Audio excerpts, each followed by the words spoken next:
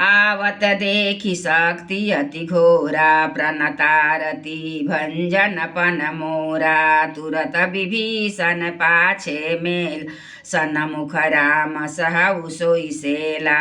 अत्यंत भयानक शक्ति को आती देख और यह विचार कर कि मेरा प्रण शरणागत के दुखों का नाश करना है, श्री रामचंद्र जी ने तुरंत ही विभीषण को पीछे कर लिया और सामने होकर वह शक्ति स्वयं सह ली। लागी शक्ति मूर्छा कछु भई, प्रभु कृत खेल सुर न बिकलाई। देखी विभीषण वर प्रभु श्रम पायो, गही कर गदा क्रुद्ध होई धायो। शक्ति लगने से उन्हें कुछ मूर्छा हो गई। प्रभु ने तो यह लीला की, पर देवताओं को व्याकुलता हुई। प्रभु को श्रम शारीरिक कष्ट प्राप्त हुआ देखकर विभीषण क्रोधित होकर हाथ में गदा लेकर दौड़े। रे कुभाग्य सठ मंद कुबुद्धे, तय सुर नर मुनि नाग विरुद्धे। सारदर शिव कहु शीस चढ़ाए, एक एक के कोटि न पाए।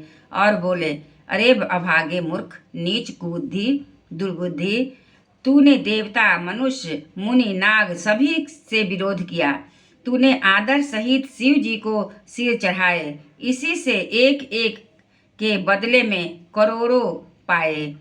तेहि कारण खल अब लगी बाचो, अब तब कालु शीस पर नाचो। राम विमुख सठ सिय संपदा, अस कही हन शिव माझ उर गदा।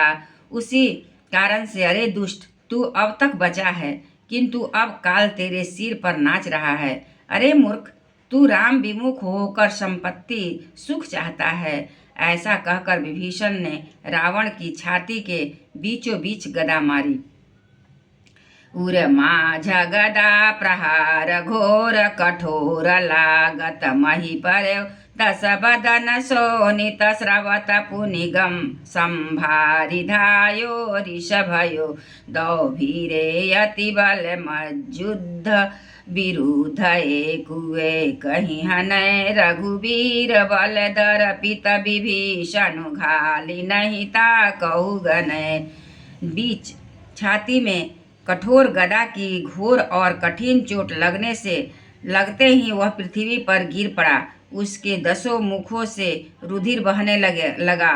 वह अपने को फिर संभाल कर क्रोध में भरा हुआ दौड़ा। दोनों अत्यंत बलवान योद्धा भिड़ गए और मल्ल युद्ध में एक दूसरे से के विरुद्ध होकर मारने लगे। श्री रघुवीर के बल से गर्वित विभीषण उसको रावण जैसे जगद्विजयी योद्धा को पासंग के बराबर भी नहीं समझते। उमा विभीषण रावनहि, सन्मुख चितव की को। सोरव भीरत काल ज्यों, रघुवीर प्रभाव सियावर रामचंद्र की जय। शिव जी कहते हैं, हे उमा, विभीषण क्या कभी रावण के सामने आंख उठाकर भी देख सकता था? परंतु अब वही काल के समान उससे भिड़ रहा है। यह श्री रघुवीर का ही प्रभाव है।